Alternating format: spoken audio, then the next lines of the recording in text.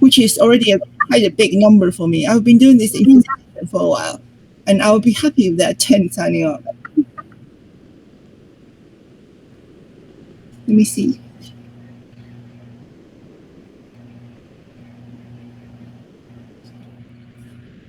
Mika, Montana? Yes, how are you? Good afternoon, good. I remember your name, actually. Yes, yeah, I applied back during COVID and ended up declining due to all the craziness, but I'm hoping to apply again. Really excited, so. Right. So you've got still the same documents, but it's not all online. Everything is online now. Did you send in a hard copy of your application back then? I believe I did. I think I applied for the IMAS, and I think that was a hard copy of the application. Do that anymore? It's all online now. Yes, yeah, I saw that. I looked at it last year. Yes. And that's exciting. That's definitely a lot easier than mailing everything overseas. Absolutely. Did you apply for Asia Pacific or do you apply economics? I'm applying for the Applied Economics program this year. See. Okay, good. That's a very hard program, but I'm glad you're interested in economics. I'm excited. I'm up for the challenge. So that's. But I'll be talking about other programs. You could apply for another one just for the spare, just in case. Okay. Right. Let's just find a few more minutes. Where are you now, Mika? Still in Texas as well? I'm actually in Atlanta, Georgia now. I'm working for. Oh, yeah. Yeah, and so you're coming this year, right? This September. Yes, yes. Good afternoon, Jacob. Hi. Sorry, in the first few minutes of our scheduled time, I'll be busy admitting a few people in. So I was thinking we could start at 3 minutes after the hour. Is that okay with you all? Yeah, that's fine. Sure, that's fine. Yeah, thank you. And I have a PowerPoint slide. Don't worry. I won't be reading off the PowerPoint. It's mostly pictures and some basic information I want to share with you. So I have this PowerPoint here. As I go along, as I told, I'll be using this slide. And we also have Dr.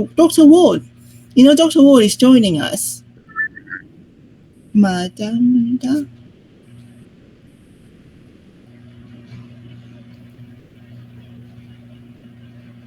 Good afternoon, Madam.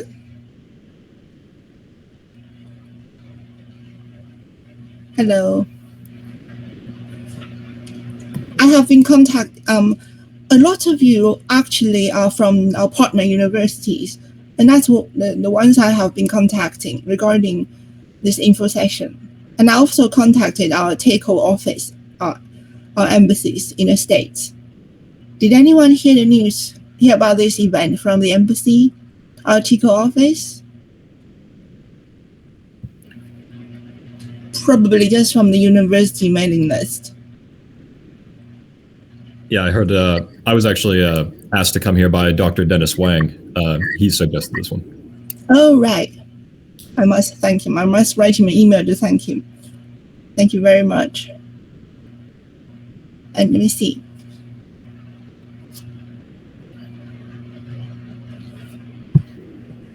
I actually live in Taipei or around Taipei currently. Currently? Yeah. Right. Sorry, again.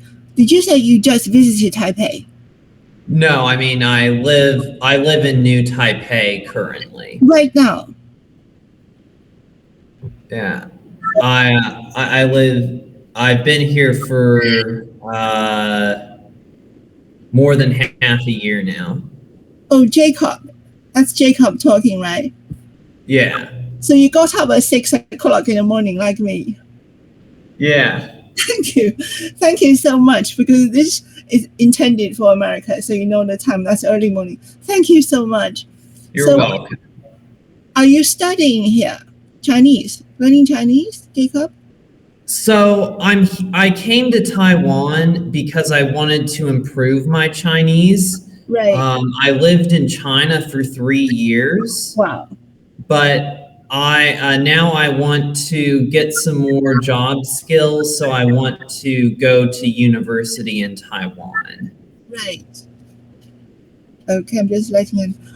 Sorry, Jacob. Thank you. I'll talk to you a bit later. Good morning, Dr. Ward. Hello. Good morning, Dr. Ward, and good morning, Laila. Let's just I think it's now 6:03 my time. Hello, hi. Hello. Good morning to you. For joining us. And thank you. Jacob, I didn't know you were in Taipei. Sorry to wake you up so early. I was wondering if we could just wait for just 2 more minutes. 2 more minutes. In case anyone just turn up again. Just 2 more minutes. And Dr. Ward, thank you very much. Have you talked to the director of our Chinese Language Center? Oh, not yet, but thank you so much. I got his email from you, and I think I'm gonna email to him now tomorrow, right. Sunday or Monday. Great. I also told IMA's director, Professor Liu. Professor Liu actually remembers you. Professor Liu was the previous chair, right? Yes, he left for a year and now he's back. He's now the director of the Asia Pacific program again. But he's still teaching. He is still teaching. He's the director of the program and he still teaches as well. Oh, okay. So I would like to meet the two of them together when I go to Taiwan. Yes. If possible. With Faith's mom. Yeah. So let me see my student here. Okay. A few of them. Montana? See, Montana. Here. Yes. Hi, Dr. Ward. Hi. And 2 more students. Are they here? Joshua, are you here? 是的。 Oh, okay. 你在这里, huh? Okay. And who else? Leslie? Hi, it's good to see you. Okay, Leslie here. So, okay, these 3 are my students from UTSA. Right. Thank so you. I hope I can send every year 3 students to your program, like every year. Yes. I was talking to that Yang Zhuzhang at the Chico office. She knows that you're sending 2 more applications this year or 3? 3. Scholarship. Montana, Alice, and Joshua. Joshua already got the admission letter from your university. Right. And Alice and Montana going to apply on February 16th. Right. Remember I told you 2 of them, they're going to apply the second time. So I need to talk to him about this. I wanted him to help us try to get the admission letter from your program. Right. So because the last time 2 years ago, the same thing happened to us. Right. We have students to apply for the second time, but they still try to help me to get their admission letter in 2 weeks. So I hope that this time, because we need to help them to get a scholarship from TECO. Yes. Yes, I'm aware. Yeah, and TECO already told me they want to get this administration letter from your college as soon as possible. Okay, good. So I have to talk to him. So anyway, I will send him an email again. Right. So you were talking about Joshua. I haven't talked to Joshua. Where are you, Joshua? Joshua. There I am. Oh, congratulations. You already got admitted. Yes, ma'am. Yeah, congratulations. So thank you for being here again because you already got admitted. I'm just going to go through some basic. I think although there are still people who haven't turned up yet, I'm just going to start talking a little bit. I'll just be admitting all those who arrive as I go along. So thank you again. Good afternoon for being here. I think if you're coming to study in Taiwan, whether this year or next year, there are 2 things you must be thinking about. One is to get a scholarship. The other is to get a degree. These 2 are different, independent from each other. You have to take actions twice. And as for scholarships, I believe you must have all heard about Fulbright, right? Yes, Fulbright is our partner, and we have 3 programs that are Fulbright partners. They are the Asia Pacific program, the diplomacy and communication. These are all master's degree programs. I'll be talking about them later. And another one is Fulbright scholarship is the best because they pay for flight tickets. And the other one is the Taiwan scholarship, the Ministry of Education, which Dr. Ward has been helping us a lot. With this scholarship, you just contact our ticket office in all those cities, and it covers the tuition waiver, and there's a monthly stipend, about US 650 for master's degree students. And apart from that, if you don't get any of these, you don't get Fulbright, you don't get our government scholarship, there are always NCCU scholarships. But before I get into the NCCU scholarships, I'll give you just something quickly about NCCU.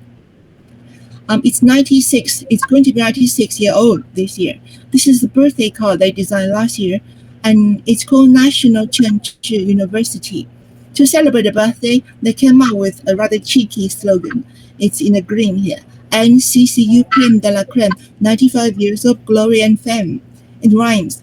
But actually, the reason why they are so bold as to declare glory and fame is because NCCU is actually one of the top universities in Taiwan, and it's famous for producing especially political leaders, scholars as well. So basic history here. It's founded in China in 1927, relocated to Taipei in 1954, and for generations we have had a lot of premiers, ministers, ambassadors, and 2 vice presidents, because the people always ask, have you got any famous alumni? And like this gentleman here, the Hongjiran ambassador to Taiwan at the moment, he got a bachelor's degree from NCCU on a scholarship. And the lady here on the Time magazine cover, she's our president. President Tai used to teach at NCCU before she became president. Okay, so we don't actually just have alumni in politics. We have scholars, and we have alumni in academics as well. These are all professors now teaching in their country. Most of them graduated from the College of Social Sciences. And apart from international alumni, there's also a rather international faculty here. These are all our professors on campus. Of course, you don't want to come all the way from America to be taught by American professors. This is just to show you that we do have a sufficient number of English taught courses to meet your requirement. And I was mentioning Professor Harry Harding I forgot it, Jared? So these are all our professors teaching at NCCU at the moment. And these are I did a screenshot. These are interviews about them. Okay, just some more basic facts. NCCU, we have 16,000 students. Does anyone want to guess how many of these 16,000? What's the percentage of international students we have? Would like anyone to guess? 1/8. 1/8. Close. It's actually 1/10. And that's the government regulation, because we're not allowed to have more than 1/10 of international students. Okay, so we have 12 colleges and the numbers of professors and English taught courses, and we have 500 partner universities, of which 68 are from the States. And the picture on the left is our library, where it's a favorite spot for international students. And the picture on the right, the 3 boys, they're our basketball team, Griffins. They just won their second championship 2 years in a row. And so this one, of all the 12 colleges, most degree programs actually accept international students, but a lot of them would need a certain level of Chinese skill. But these highlighted 5 colleges here, they have degrees, master's degree all taught in English. And these 5 colleges, 3 of them happen to be working with Fulbright. I think I'll start with the largest college, College of Social Sciences. It has the most English taught courses and 3 master's degree programs. Actually, it's the one that you've all been applying. A lot of you have been applying. Like the first one, Asia Pacific Studies. It's also the Fulbright partner. But because if you're coming this year, you have missed the Fulbright application, because it's usually in October every year. However, if you're coming next year, next September, remember to send in your Fulbright application this October. And these 3 programs, actually, I'll start with the first one. The Asia Pacific Studies, it's actually the first English taught master's program focused on the Asia Pacific region. And this is the 3 students that Dr. Ward helped us. Like 2 years ago, 3 of our students from UTSA, they got admitted with a scholarship as well to the IMAS program. And I have met all 3 of them. They are very delightful students. And so IMAS, instead of describing this course, I'm trying to give you a basic idea of what the course is about using the required courses. It doesn't look much like very basic research methods for social sciences, development policies for Asia Pacific region. And these are the required courses. So where do you get the rest of the elective courses? That's the English taught courses I was talking about. And this looks rather daunting. Don't worry, I'm not going to click into them. This is a list of our English taught courses. It's organized by different colleges, and all of them are grouped into different modules. For example, College of Social Sciences, the English taught courses are grouped into 10 modules, and the numbers in the bracket is the number of courses in each module. For example, let's take number 3, Politics, Economics, and Sociology. If you go into them, these are all the courses you can choose for your elective credits, like Political History of Taiwan, Latin American Government, Politics in Africa, or Taiwan, China, United States. The courses, I could provide you the entire list of courses. But however, you don't need to worry about this until you actually get into NCCU and are doing the course selection. And this is the IMAS, the Asia Pacific Workshop. They also organize field trip workshop all over the country, the little island. And this red brick building you see behind, it says Oxford College, but it's actually in Taiwan because of how it is repeatedly colonized in the past. So just briefly, I'm not going to go into too much details about Asia IMAS. And this Asia Pacific master's degree actually has its doctoral program. All those international alumni not teaching now I mentioned actually got a PhD degree from the Asia Pacific Studies, like Dr. Manu, Dr. Sabrina, and Fabrizio. He graduated from NCCU and is now back teaching. So that's the doctoral program on Asia Pacific Studies. A lot of them actually come on the Ministry of Education scholarship as well. And these are just some basic requirements: Asia Pacific region development and research methods. It takes about up to 4 years. The MOE scholarship will pay you for 4 years to do the PhD program. And for the master program, the MOE will pay you for 2 years. Same as Fulbright. Fulbright pays you for the first year, and the second year will actually depend on the first year's academic performance. So that's Asia Pacific Studies, IBAS, and IDAS. And College of Social Sciences, they also offer the degree Montana is interested in, Applied Economics and Social Development. SIMES, it's short for Applied Economics and Social Development. But they came up with their own acronym. It's Innovation, Multidiscipline, Extensiveness, Synergy. I think for someone who is interested in economics, these required courses should look quite exciting. But you have to be really, really into mathematics and economics, like applied all those essential here, applied this econometrics, applied macroeconomics.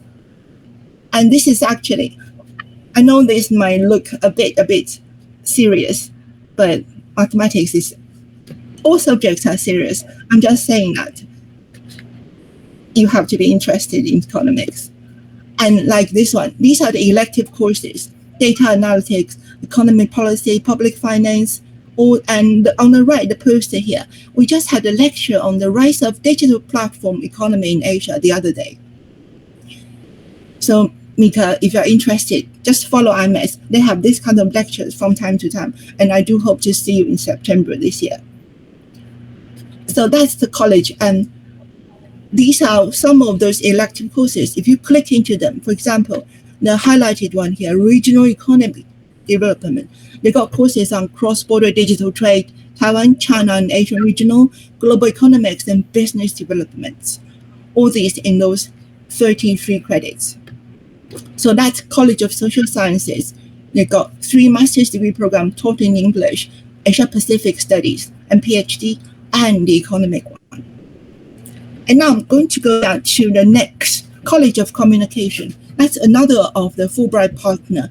They offer 1 degree, master's degree taught in English. It's called International Communication Studies. And for now, I'm going to look at the girl on the right here. She's our current student at the moment. She's from Ukraine. And this year, the Ministry of Education actually made a film for us featuring Alina, that's her name.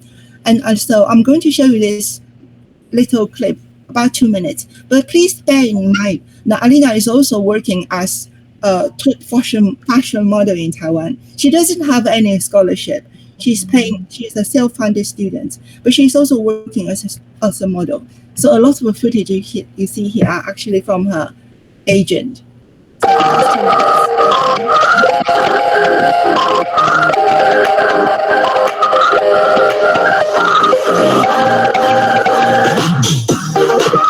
When I came to Taiwan for the first time in 2019, I just understood that it's a perfect place to settle down. I want to work in advertising or marketing field, which is related to my bachelor degree. The International Master's Program in International Communication Studies at National Chengchi University offers great courses, where I can deepen my knowledge and gain practical skills, such as advertising theory and social media marketing. The best part of studying in IMEX is that professors put emphasis on the practical application of gained knowledge and skills. The thing I love about Taiwan is that there are no challenges. Well, maybe I could say there is a language barrier. But even if you can't speak Chinese, most of the people here speak English. I just love Taiwan, literally everything about it. I have friends here, a job, and soon I'll have a degree. And I'm learning a language to have better communication and job opportunities. Why would I want to leave? Welcome to study in Taiwan. 欢迎来台湾读书. Ласкаво просимо навчатись у Тайвані. Thank you. That's the film. Alina was here last year when the war broke out, and she's on the street protesting a lot. Sorry. Okay. Let me get back to the PowerPoint. Thank you. And this is the degree Alina is studying. Apart from the required communication theories and research methods, all those elective courses, you could take a look here. It looks rather fascinating, like cross-cultural communication, media entertainment law, globalization, transnationalism, political communication, internship. It all looks rather fascinating. It's a Fulbright partner as well, because NCCU is ranked #1 in Taiwan in terms of the communication study. And there's another degree program that's quite similar to this. It's another master's program, English taught, from the College of Innovation, the International College of Innovation. The program is called GCIT, Global Communication and Innovation Technology. And because that, before I show you the course, I'd like to say that this is a special program because it's new and it offers its own scholarship because it's got government sponsorship. Because of the government funds, they have full scholarship, tuition waiver, and a living allowance. It's almost like the Ministry of Education scholarship. And for the first year. And then the second year is the internship. You got to pay for the internship wage. They got full scholarship or half scholarship. And it's their policy that 1/3 of the students will have to be fully funded, and another 1/3 half funded, and then another third self-fund. And this global communication program, the required courses like new media, technology and society, or some case studies in Taiwan and Asia. These are the required courses. As to the elective courses, they actually fall into 3 tracks, like innovation technology, new media and governance, global and indigenous culture. And let's just take a look at B, new media and governance. You have all these AI governance, AI and ethics, misinformation. They did a lecture on misinformation governance and democracy just a while ago, and media and entertainment law.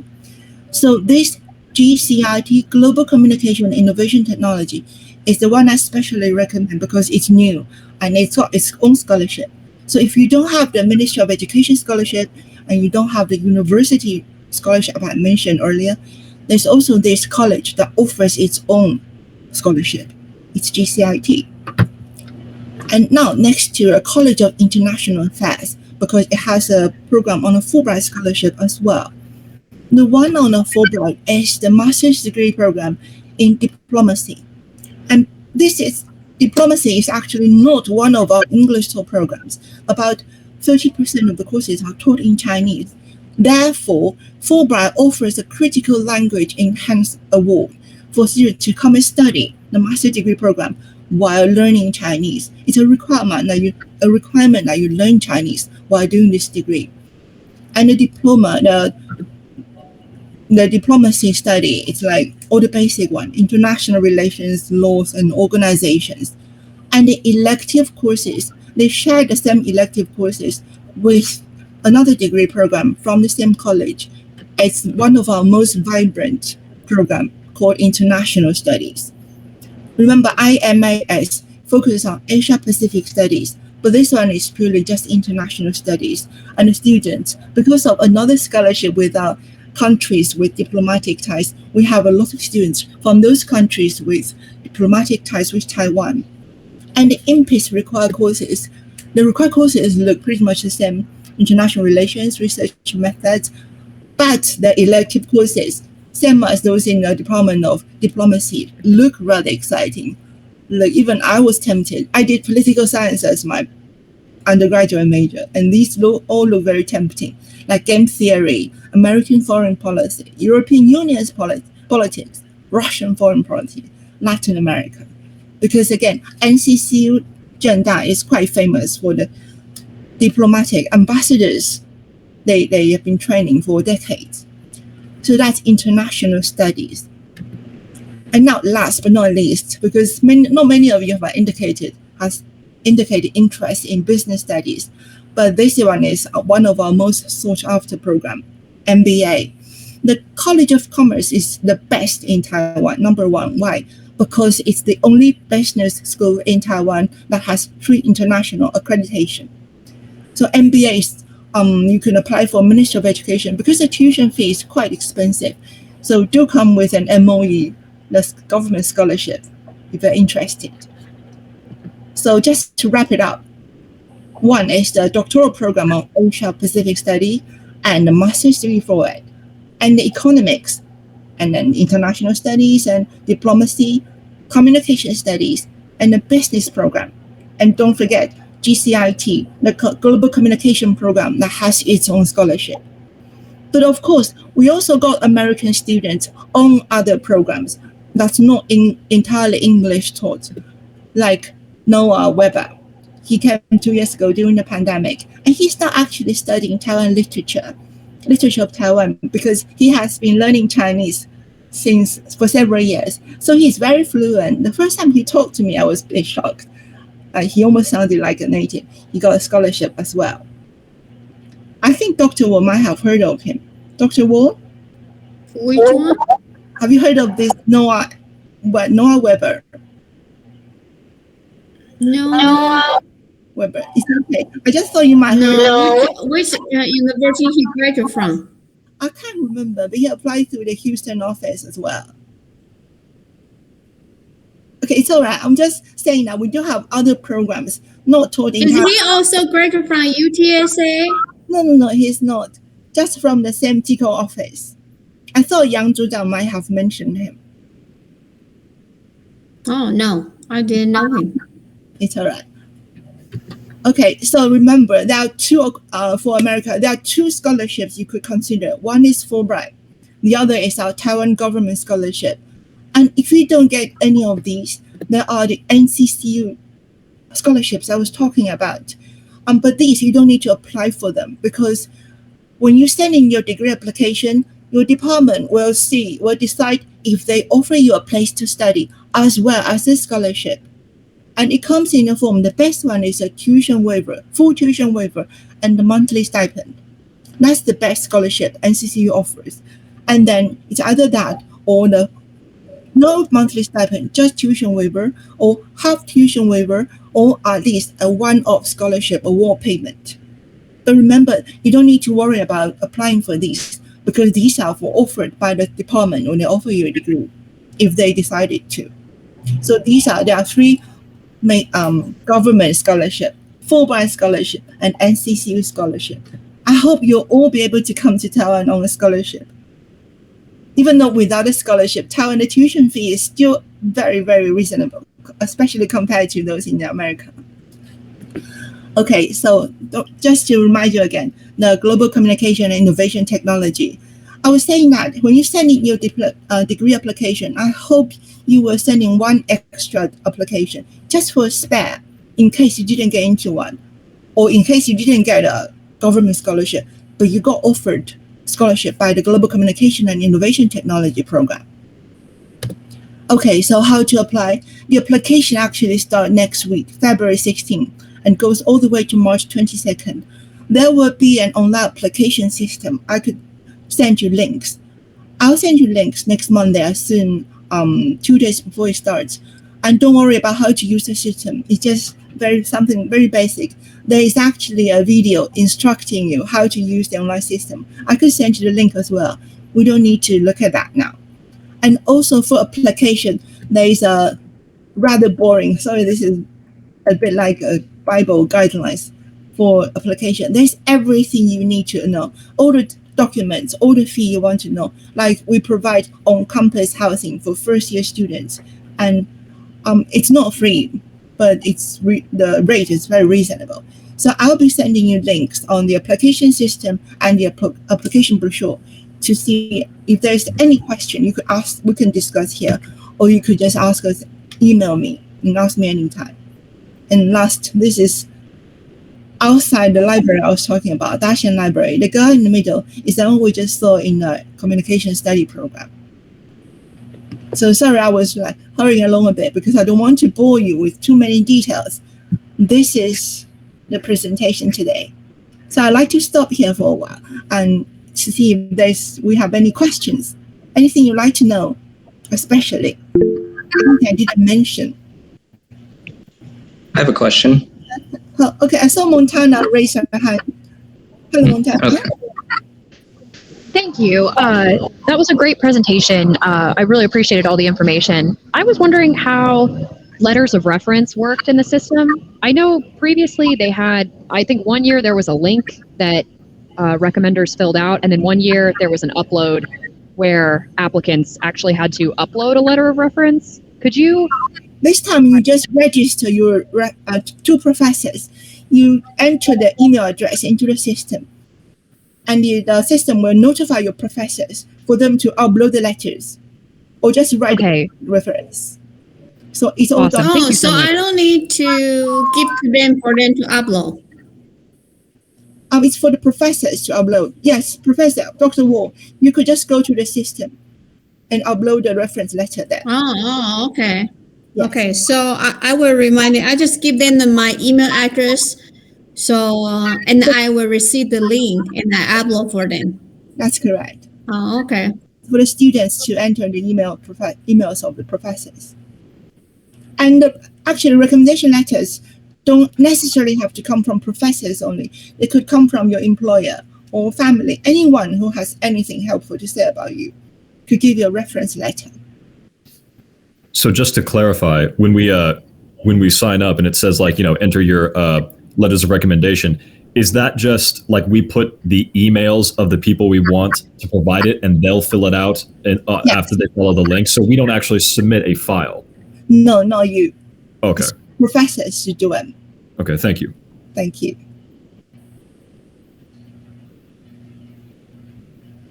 Jared, I'm glad I saw your email just in time.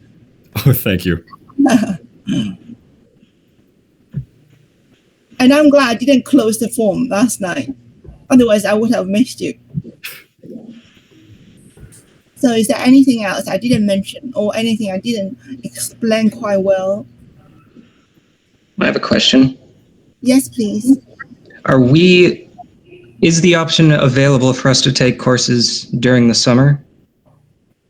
During the summer, it's summer break, but if you want to have, are you talking about language courses? Or just courses that apply to our programs? There are some departments, it depends on each department. Some of them will organize summer courses, but some don't. So I think you could take a look when you actually get in to see if they do offer summer program that year. Okay. Yes. Based on this question, I'm gonna give you some reference. So Joshua, you cannot take this summer course until next summer because your scholarship will not start until September this year. Right.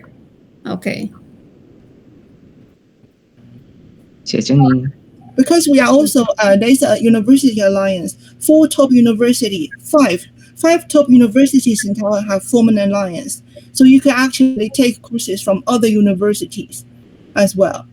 They are all in the north. You could take a look. If you're interested in College of Medicine course or some really engineering course, you could go and audit their course. So let's say if a student they are interested about learning Chinese in your Chinese language center. Yes. Do they get any tuition discount waiver from your centers? Actually, for master students, we do provide free Chinese lessons. A few hours, it's free. So they don't have to actually go and pay at the Chinese language center to have extra lessons. There already are free Chinese lessons for students on the English taught program. But it's Chinese language. Yes, Chinese language program. Okay. And do they also offer the 3 different levels, such as the beginner, then intermediate, and advanced level? Yes, they'll take a test beforehand to see which level you belong to. Okay, sounds good. I noticed on the pamphlet it said that you need to have a receipt and a submission of you signing up for a Chinese language course with your application. Is that like we sign up for a class at the school, and then like when we have the receipt for it or the confirmation of it of our application, then we submit that with the rest of our application? Which degree are you thinking about? Which degree has that requirement? Let me pull that up. They needed a proof of you attending a language school. Yes, it was in the flyer for the link for this that Dr. Wang provided me for the Ministry of Education scholarship. They said one of the documents you should provide with your application is proof of registry within a Chinese language course. Okay, but if you're applying for an English taught program, that the master's degree is taught entirely in English, you don't need that. Oh, okay. I'm going to be taking a Chinese language course when I arrive, but I just wanted to know. And you said like you'll send links to all of our emails on Monday about, or like, for the sign up link. Yeah, the application system and the application brochure. For you to access the system until next Thursday, the 16th of February. Okay. Which you could log in, create an account. I think Montana hasn't used the system before because the online system is quite new. Something to do with the pandemic, because we don't want to do the hard copies. A lot of posts just didn't come through. So thanks to the pandemic, everything is done online now, which is just as should be. I think Julian and Montana, Jacko has a question. Okay. Yeah. No. Julian. Hello. So a lot of the people who I'm thinking of for my letters of recommendation live in China. Is that going to cause some sort of issue, some sort of problem? Absolutely not. As long as they are happy to provide you a recommendation letter, just put their email address into the system, and then we'll do the rest. Great. And sorry, someone Julian and Montana has question as well. Yeah. Hi, Lexi. Thanks for your presentation. It was very informative. So I have 2 questions. The first one is on the application for the IMAPS. They talked about the graduation certificate. So if I'm not graduating until May, how should I provide the graduation certificate? Should I just provide you any document justification that I'm a student still, or like how does it work? Just a letter from university saying that you'll be graduating in June will be enough. All right, perfect. And then my second question is, I've noticed across the different programs the variety of electives. So I'm really curious: are those, if I apply into IMAS, can I also take other electives in like the other programs, like the communications one or the innovation technology, or like that one, or they're all strictly within the programs? And then can I also take courses within other departments in NCCU that maybe are in Chinese or in a more Chinese-oriented department? Yes, positive. You'll be able to choose from the elective courses other departments or colleges offer. But those courses are slightly different every year. So I could get you the most updated one next year. Okay. All right. And then like, what if I want to take courses, let's say in like the Department of Diplomacy, or in like more like maybe in the history department that are in Chinese? Like, do I need language certification? Will that allow me to go through? Or like, how does that work exactly if I choose to take? Because when you select the course, they wouldn't know if you speak Chinese or not. It's for you to decide. You'll be able to, when you select the course, you already, after you got admitted to NCCU, and now you are selecting courses, right? So when selecting the courses, they wouldn't know about your language level. So do I need to provide? Could I provide it and then that will let me in, or I just can't do it because I'm on separate system or something? They won't be asking for proof of language requirement. You just take the course if there are places. Okay. All right. Yes. Understand. Thank you. Pleasure. And hi, I'm Lexi. Sorry. Hello. Yes, okay? a quick follow-up. So I have 2 questions. First, for the letters of recommendation, I graduated with my bachelor's degree 2 years ago, and since then I've been working as an environmental consultant here in Atlanta. Would you prefer that one of the letters of recommendation be from a professional reference, or would you prefer them both to be from academic references? One of each is the best. Okay. Especially for the economics. The value. Okay, great.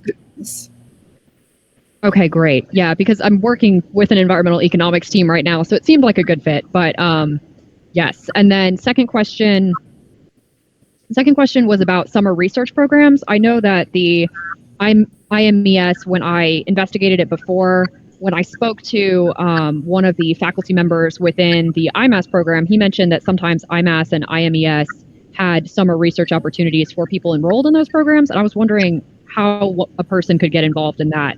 It's actually when they began. Yeah, they have actually been doing this for 2 years, so maybe they'll start again this year. Okay. I suggest that you check with them after you get in. Okay. About a summer research program. All right. Thank you. Pleasure, Jared. Yes, I just I had a couple of questions. My first one is for the letters of recommendation. I've worked with many doctors in Taiwan before, and I was wondering, would it be better to have recommend or to put down people that were alumni of Jinji University, or would it be better to have people who are currently professors of other universities like Tamkang? It doesn't have to be from a professor from NCCU. I don't think it matters at all. So just those who would know you best. Right. Okay, I just wanted to. I think from United States better. I'm sorry? Did you mention? I think the recommendation letter from your current or former professor in the United States would be better. Did you just because I have been writing the recommendation letter for my student, and they all get accepted into the NCCU. Thank you. So, okay. Thank you. I think it would be better from United States. So, Jared, did you mention Tamkang University, Danjiang? Yes, yes, I did. Oh, you work with them. What? Why? I work right now. I work with Dr. Dennis Wang with the Center of Democratic Diplomacy and Democracy, which is a pro-Taiwan group here in the U.S. And we recently had a conference with many professors like Carl Ho and many others, and we've been working with them on a few different little projects. So I've had contact with a lot of people in Taiwan. Great. The current director of IMAS, Asia Pacific Study, he knows Tamkang University. The director of the Department of Diplomacy, they're good friends. Yeah. All right. Well, thank you very much. Pleasure. Anything else? Before we have any more questions, could we take a group photo together? Is it possible that some of you turn your camera on and we can take a group photo? Thank you it's a pleasure seeing all of you here. Lexi. Okay, on the count of three. Thank you. Thanks a lot. And now let's get back to NCCU or Taiwan or other programs you might think about. Oh, just a quick question. I'm sorry. Yes, go ahead. I just want to tell everybody that I'm originally also from Taiwan. Mm-hmm. And I graduated from top 3 teachers university in Taiwan, National Kaohsiung Normal University. Even I graduated from top 3 university, but you know what? NCC is top of the top. So during my college time, when I just graduated from high school, my GPA, my college entrance exam grade was even not good enough to get accepted into NCCU. Honestly, yeah. So if you can think about it and take this step to apply for the university or study there, that is a very big honor to get accepted into. I didn't even have the chance to study there. That's why when I know they have an international graduate program 3 years ago, I was so excited. So I was excited to help my student to get a chance to study there. And this is already my 3rd year sending students to there. Thank you so much. Lastly, just to show you the picture, 3 of them, they were about to graduate in May. And I'm going to there to join the graduation on May 27th. And one of my students' mother is going with me. Like I said, this is a very, very good university in Taiwan, and it's a top 1 university can help you to get all this concept about culture, people, politics, history around the whole East Asian countries. Because I'm the professor here in Texas, so every single semester I always get many of the company or FBI or federal government asking me to recommend students to work for them, because our students have a minor or major in Chinese language. And why I want to recommend them to go Taiwan for this program, the main reason is after they already know something about Chinese, it's good for them to go start with something even more higher and bigger, which is in the Pacific Asia study in all this East Asia, the culture, people, and the politics. So I even wish them in the future they have chance to work for American Embassy in Taiwan or any the foreign affairs related to the China and Taiwan, Japan, South Korea. So I believe this is one of the top of the program and opportunity you should not miss. That's all I want to encourage you to go. And by the way, because I have to have my student apply for Fulbright scholarship every year as well, let me tell you, in the whole world, more than 300 different countries, Taiwan's Fulbright acceptance rate now is top 1 in the whole world. 88% accepting rate. No one else have so high. it's almost every 10 students apply for Taiwan Fulbright. There's 9 of them get this, including one of my students. He got it 2 years ago. He got the Taiwan Fulbright and went to Taiwan for teacher job out there. Yeah. So do not miss this opportunity. I will say that. And congratulations, 3 of my students going to. Okay, Jacob raised hand. Jacob, you got a question? Yeah, so you mentioned the nearly 90% Fulbright acceptance rate. Yeah. So I'm too late to apply for Fulbright for this year. What's the general acceptance rate? So I think the Fulbright already passed the deadline. Yeah. What day is the deadline? Right? October. Yeah. Well, now you already passed the deadline for this year, but now they are start to accepting the new application for next year, which means if you didn't apply last year, you can apply right now for the next year, 2024 to 2025, the scholarship from Fulbright. Jacob, so, you're coming next year, right, Jacob? Oh, my plan was to come in September. I was planning on making the application that opens next week and then going in September. Okay, but then it's too late for Fulbright scholarship. Yes, and that was my question. My question was, without Fulbright, what is the acceptance rate? Well, actually, as university accepts you, they don't take into account of the scholarship application. Like when they consider your application, they wouldn't know if you have applied for Fulbright or the Ministry of Education scholarship. Okay. Yes. You still can apply for the Taiwan scholarship and the NCCU scholarship. Still have 2 more if you need scholarship. Sometimes students are offered multiple scholarships, like government one and the NCCU one. They can only choose one scholarship, and usually they would go for the government scholarship. Mm-hmm.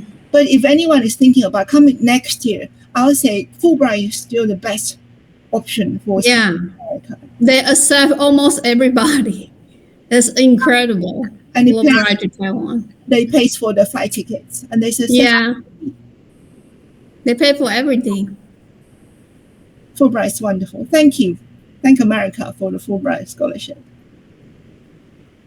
And anything else? I'm sorry. Go for it. It's all right. No, I just want to say that's it for me. Thank you, Jacob. And Jared? The scholarship for the Ministry of Education and then the one for the college. Are there where are the online resources to sign up for those, and do we sign up for those at the same time as we submit our applications or afterward? With government scholarship, the application is now. It ends on March 31st. So you have to contact the TICO office or embassy near you. You send your application to the embassy. The university is not involved in the scholarship application. As to the university scholarship, you don't need to apply for them. It's for the department to consider if they offer you a place as well as a scholarship. So there's no application bring university scholarship, just the MOU one, the government one. All right, thank you. Jerry, where are you located right now? I live in Houston. Oh, then you can apply from the Taiwanese government office in Houston. It's called the TECO in Houston. You can Google online. It's called the TECO in Houston. And the deadline is from let's just say it starts from the February 1st all the way to March 31st. All right, thank you, ma'am. I'm going to look into that one. Yeah, TICO office. Taiwan is famous for its generosity in offering students. Anything else? So I want to confirm again, your graduation is your program graduation. I mean, my students still right now their graduation is on May 27, right? Yes, that's right. My student's mother want to make sure she need to take a time off during the time to join her Right. doctoral graduation. Yeah. Right. 27th of May. And the College of Commerce, the College of Social Sciences, they would usually have their own graduation ceremony as well on the same day. Like university one in the morning and then the other one in the afternoon. But they haven't confirmed yet. But I'm planning to visit your program and the chair. So would be like a before 1 day, 2 days, something like this. I still have to talk to the TA about your appointment with the program chair. Mm-hmm. I'll get back to you. Anyway, Dr. Liu remembers you. Okay. So I'll ask him to look at his schedule. Thank you. Yeah. The Asia Pacific Master's Degree Program is the most popular one among all American students. How many students in the program right now? They actually offer 40 places this year. Wow. Yeah. 2 years ago, they offered 60 places. But this year, only 40. And Montana's program, I think they offer 20 places for master's degree students. It's more selective. It's a smaller program. And I suggest you send in a spare application. A spare application. Okay, will do. Right. So before you know my email, if there's anything you need to know, I'll be sending through those stuff I mentioned before. Online application system, application brochure, and any useful information that you might want to know. So if there's nothing else now, we'll say thank you for joining us today. And You're just welcome. Thank you, Leslie. Thank you. Thank you. Okay, you. bye-bye. Have a good day. Have a nice Bye. weekend. Bye. Bye. Bye.